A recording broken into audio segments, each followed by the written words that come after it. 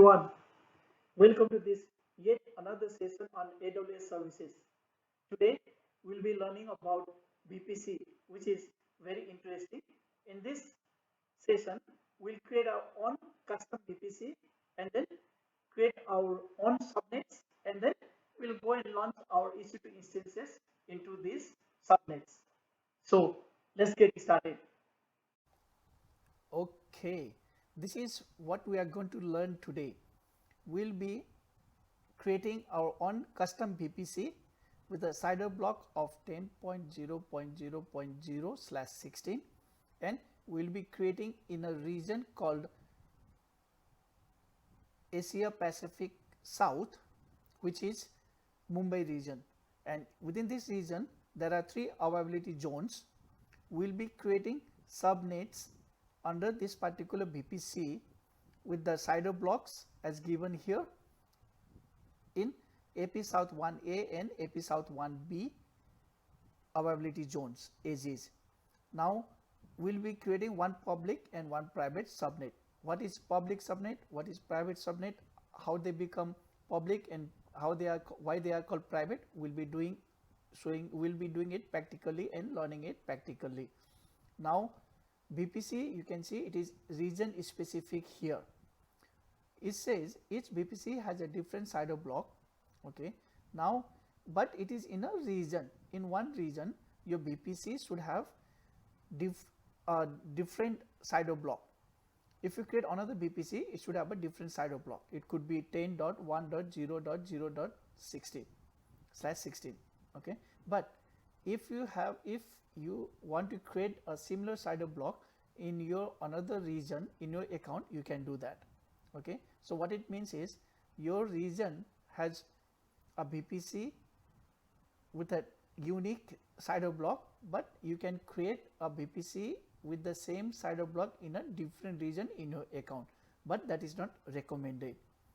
So what we'll be taking away today, or what we'll be learning today, is we'll be knowing what is a region, what is a CIDR block, what is a availability zone AZ, what is a subnet, both private, what is private subnet and public subnet, what is a route table, what is it used for, what is an internet gateway, and what is a NAT gateway. So we'll be learning about these things today. Now a small information on the CIDR blocks that we can use. Okay, these are the private IP address ranges we can use. This is available for using in our local area network, or in, you can say, in the VPC. This is the largest range, 10.0.0.0 to 10.255.255.255. Then the class B, this is the class A. In the class B, we can use 172.16.0.0 to 172.31.255.255. And in class C, we can use 192.168.0.0 to 192.168.255.255. So you can see here, this is the largest range we have, largest range of private IP addresses we can use. This is the second largest, and this is the smallest one. So if you are going to have very few systems and you need very few IP addresses, you can use this one. If you need more, you can use this one, and if you need more, you can use this one. Okay, so this is what is private IP ranges available for use. These IP addresses are not accessible through the internet. Okay, so now let's get into practical session and learn about VPC. Okay, so here we are in our VPC dashboard. You can just go to services and choose VPC from your recently visited sites, or you can just type VPC here and then you'll get the link to go to the VPC. Now in the VPC dashboard, if you go to your VPCs, you will see the default VPC here. So I'm going to create a VPC. Creating VPC is very easy and very easy forward. Just say create VPC. We'll just create VPC only. If VPC and more, it will help you to create subnets also, but I'll just create a VPC here. So let's give a name to the VPC. Let's give VPC 0, VPC 10, 0, 0, 0. Okay, now CIDR block. So I've already told you that we'll be using 10.0.0.0/2016. Okay, this is the CIDR block, and then we'll say no IPv6 CIDR block. We're not going to use that. Diff 10NC. Okay, here if you go to info NC, you know what is 10NC. So we're not going to use dedicated. So we'll just use default. Now you can add additional tags, but we'll just leave with the name tag, which is VPC 10,000. Okay, so just say create VPC, and here you go, your VPC is created. Now if you go to your VPCs, you will see a VPC has been created here, okay, which is VPC 10,000. Okay, so it's CIDR block, you can see it is 10.0.0.0/16. Now what we'll be doing, we'll be creating subnets. So just go to subnets and just say create subnet, select your VPC. This is our VPC 10,000. This is the VPC where we'll be creating. So you can see the CIDR block of the VPC. So this makes us easy to put our CIDR block for our subnet. So let's make it SUB public 1A. Okay, so which availability zone? We'll make it in 1A, AP South 1A in the SE Pacific Mumbai. Then CIDR block. The CIDR block I said will be using 10.0.1.0/24. Okay, so we can add another VPC here itself. Okay, another subnet here itself. So let's add another subnet also. Let's give it SUB/PRI/1A. Okay, let's follow the naming convention. Let's make it private 1A. So zone, availability zone will be 1A, and which I said it will be 10.0.2.0/24. Okay, so this is in availability zone 1A, and 1A we have created both the subnets. Now let's create for 1B. Okay, so SUB-public 1B. Okay, so availability zone 1B, this will be 10.0.3.0/24. Now add another subnet which will be called SUB-private.1B. preference will be on 1B, and then your CIDR block will be 10.0.3.0/24. Okay, so now we just say create subnet. Oh sorry, this will be 4.0. Okay, so let's just say create subnet. Now you see, if you go to subnets, you will see that the subnets have been created. Okay, so now we'll be creating Ec2 instances in our these subnets. Okay, so let's just first of all create check route tables here. We'll see we have a route table on our VPC. This is the route table. So if you go to routes and check, we have this route which is to the local server from this particular range of CIDR IP addresses. Okay, now if you go to Subnet Association, okay, we'll see there are no subnet associated, so we can just say edit Subnet Associations, Okay, then which subnets you want to associate. Okay, so let's associate all the subnets and then say save subnet associations. So that means now our subnets will be associated with this route table. Route tables are just a way of providing access to our subnet. Okay, so now we will just create one internet gateway. Let's just say create internet gateway.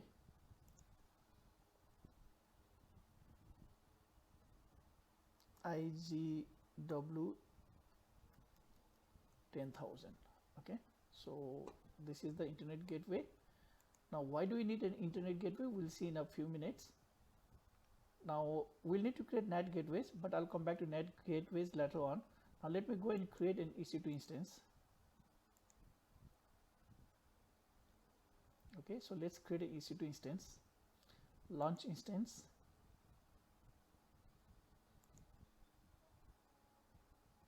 Okay, let's give a name. Let's give it web SRV01. Okay, so I'll choose the Amazon Linux that all default, but now in the key pair I already have a key pair. Okay, I'll choose the key pair that I want to use, and then I will go to edit network settings. Here I'll choose my VPC that I created, VPC 10,000. Okay, and then what I want the Ec2 instance to be created, I want it to be created in the 1A public. Okay, so I'll be creating in 1A public. Now auto assign IP address enable. Okay, and then security group. Okay, I'll choose an existing security group. Okay, no, I'll create a new security group, SG 10,000, and then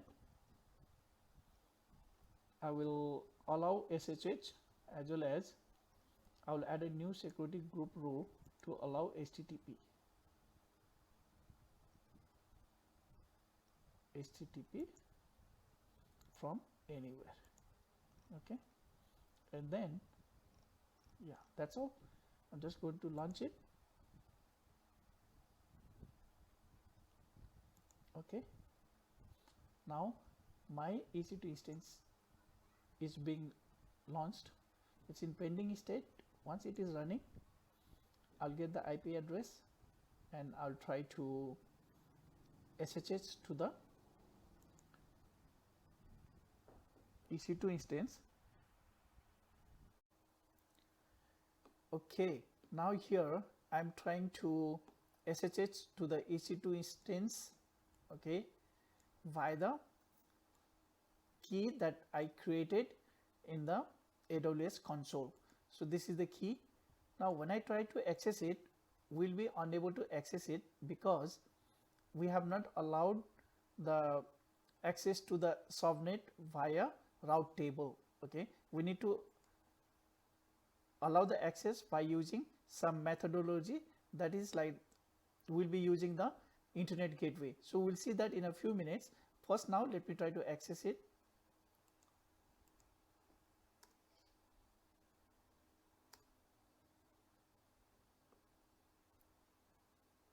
We'll see that it will be timed out.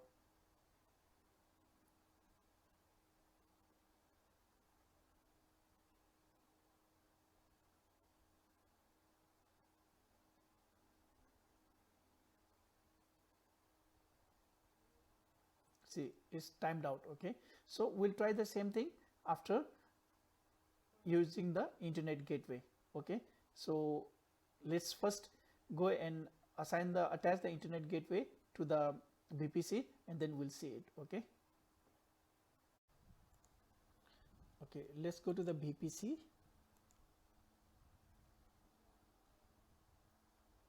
Let's go to the route tables. We'll see that we have a route table called VPC 10,000. So this is our route table. So we can just edit route tables, and we can just add a route table from destination from anywhere, okay, to our internet gateway. So okay, we have not created the internet gateway, so let's create an internet gateway. So just go to internet gateways, just say create internet gateway. Sorry, actually we already have an internet gateway. Okay, we have not attached it. Okay, we need to attach it to VPC. So we need to attach it to our VPC 10,000. So once it is attached, it will not be available for attaching to another VPC. So every VPC will have its own internet gateway. So now I can go to route tables.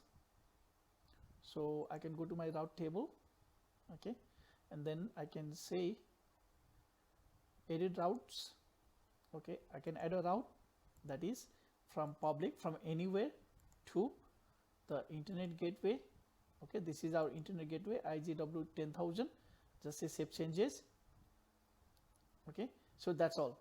Now if I go and access my Ec2 instance from the internet via SSH, I'll be able to access it. So let's try that. Okay, now we have already assigned the internet gateway to the route table. So we have access to the internet gateway through the route table from anywhere. So we have already configured the route table. Now let's see whether we'll be able to access the Ec2 instance. So I'm just performing the SSH. Yes, see, we are able to SSH to the Ec2 instance via internet through SSH, the port number 22. So this is possible because we attach the internet gateway, a route to the internet gateway in the route table from anywhere. Okay, so internet gateway allows us to connect to the Ec2 instances via subnet through the route table entry. Okay, so in the route table we need to make an entry from anywhere to the internet gateway. Okay, so next we'll see what are private and public subnets. Okay, here we are in the VPC console, and in this VPC console I'll go to route tables. Okay, before going to the route tables, what I would like to say is any of the subnets that are associated with a route table that has access to internet gateway, okay, that has access information entry in the route table to the internet gateway are all publicly accessible subnets. Okay, so these subnets are called public subnet, and if the subnets are associated with route table that does not have entry for internet gateway is called our private subnet. So let's go to our route table. If we go to our Subnet Associations, and if we check here, we see that all our subnets that we created were associated with the route table that has entry for the internet gateway. So all these are public subnet now. Now we want to remove this private 1A and private 1B from the association.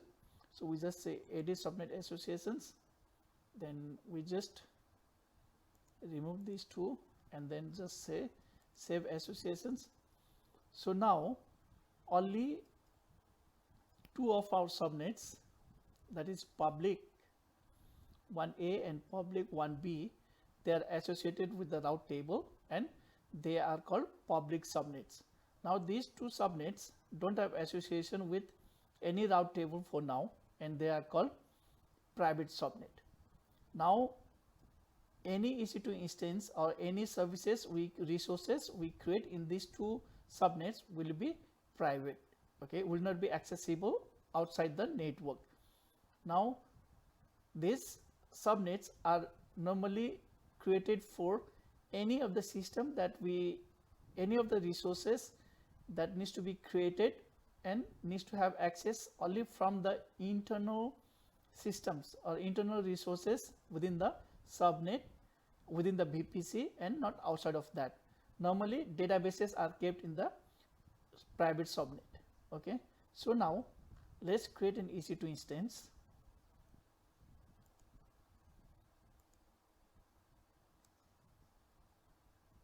Let's create the EC2 instance in our private subnet.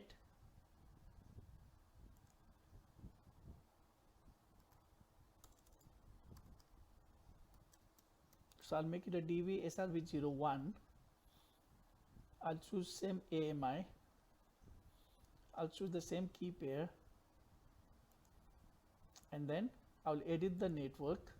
I'll choose my VPC 1000 and I'll choose the private network. So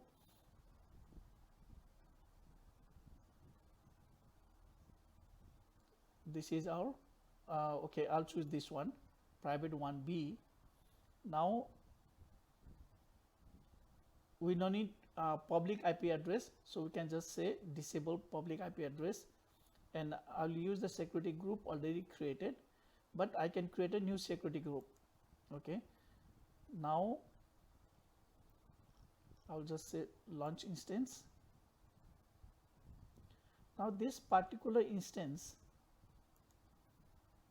okay, this instance will not be accessible from the outside world because it has no routes to the internet gateway, or it is not associated with the route table that has access to the internet gateway. But we can access this server, this EC2 instance, from this EC2 instance. Okay, so we'll check on that, or we can even check from our cloud shell. Okay, we can check from our cloud shell also. So after this, I will log in into this server and try to access this server. Okay, so if I go here, there will be no public address because I disabled it and it has the private IP address. Okay, so I'll just copy this private IP address and then access this server from web SRV01.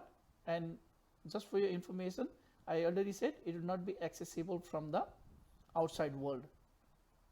Okay, so after that we'll see NAT gateway after we do the access checking. Okay, here we are. Now what I'm going to do is I'm going to connect to the web SRV, which is in the public subnet, and from there I will access my EC2 instance in the private subnet. Publicly it is not accessible, it even doesn't have the public IP address. Okay, the EC2 instance in the private subnet. So let me just SSH. Take note, I have already copied the key. Okay, now I'm in my web SRV01. So here I have already copied my .pem file, which is the key file. Now using this key file, I'll connect to our EC2 instance in the private subnet. I already have the entry here. Okay, so see, this is the IP address of our EC2 instance in the private subnet. So I will just use the key, PEM key, to access to this particular EC2 instance in the same subnet, in the same VPC of the web SRV EC2 instance in the public subnet. So let's try. Here we are connected to 10.0.4.173. Now we are connected to the EC2 instance in the private subnet, and this should not be accessible from the outside world, and it will also be unable to access the outside world. But what if we need to do some, say, patch updates? Okay, during that time this EC2 instance in the private subnet needs to talk to the internet. Okay, so at that time, okay, what we need to do, we need some way to access the internet. That is done through NAT gateway. Okay, so after this we'll be creating a NAT gateway and be accessing the internet. Let's say, for example, here suppose you want to do yum update. or yum install httpd -y. Okay, so you will not be able to install it because it is not accessible. It doesn't have access to the internet. Okay, or it doesn't have a route table that provides access to the internet. See, it will fail. But the same thing can be done in our public, in our Ec2 instance in the public subnet, that we'll see after this. Okay, see, it's taking time. That means that it is not able to access it. Okay, it's not able to access the internet. So now let's go back to our, let's exit from our Ec2 instance in the private subnet and go to our Ec2 instance in the public subnet. Here you can say sudo yum install httpd -y. Okay, so here you should be able to install it because it has access to the internet. See, you are able to install in the Ec2 instance in the public subnet. Okay, so now we'll create a NAT gateway and then attach it to a router. Okay, route table. Okay, we'll make an entry in the route table. Okay, and attach the route table to the subnet that we want to let it have access to the internet but not allow access to that particular subnet. Okay, so let's go and do that. Okay, so here we are in our VPC dashboard. Now what I need to take care, okay, is that I create a NAT gateway. Okay, so I'll just say create a NAT gateway. Okay, and my NAT gateway, let me give name NTC03, and do note that your NAT gateway should be in the subnet that is public. So we'll use this subnet, which is a public subnet, and then it should be connectivity type should be public. Okay, so that it can the Ec2 instances in this private subnet can access the internet. Now do note that NAT gateways are chargeable. Okay, so you need to be careful that you do not use it unnecessarily. So you can allocate an IP address here. You need an elastic IP address for creating a NAT gateway. If you have one, you can select from here. Otherwise, you can say allocate IP. After that, just say create NAT gateway. Okay, so once your NAT gateway is created, okay, you need to go to the route tables and create a new route table. So I will create a new route table called private route. Okay, here in which VPC we want, in VPC 10,000, and the name is here, just say create route table. One thing to note, okay, in this route table we need to add a route, okay, from anywhere to our NAT gateway. Okay, so our NAT gateway is 3, just say save changes. Okay, and now we need to associate the subnets, the 2 private subnets here. So these are the 2 private subnets we associate with this route table. Just say save associations. Okay, that's all. Now we should be able to access the internet from our Ec2 instance in the private subnet, but still you will not be able to access the Ec2 instance from internet or outside the VPC. So now what I will do is I will go to the Ec2 instance in the public subnet, and then I will SSH to the Ec2 instance in the private subnet and try to install HTTPD. Okay, so let's go and see. Okay, so now here I am in the bash shell. So now I'll try to connect to the Ec2 instance in the public subnet. Okay, so our Ec2 instance is 3.110.85.140. Okay, from here I'll try to connect to the Ec2 instance in my private subnet. So this is the one, 10.0 192.4.173. Okay, so I'm connected. Now my EC2 instance, this EC2 instance which is in the private subnet, should be able to access the internet and should be able to do the installation of HTTP. Sudo yum install httpd -y. Okay, so -y means it will install without prompting for yes or no. Okay, so let's install it. Here we go. Okay, so this means we have been able to access the internet from our EC2 instance in the private subnet. So that's all.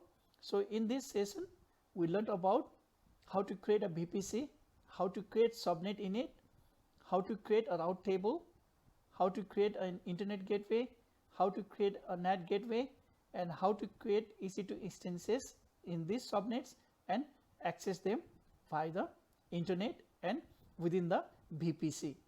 Okay, so that's all I have in this session. Thank you.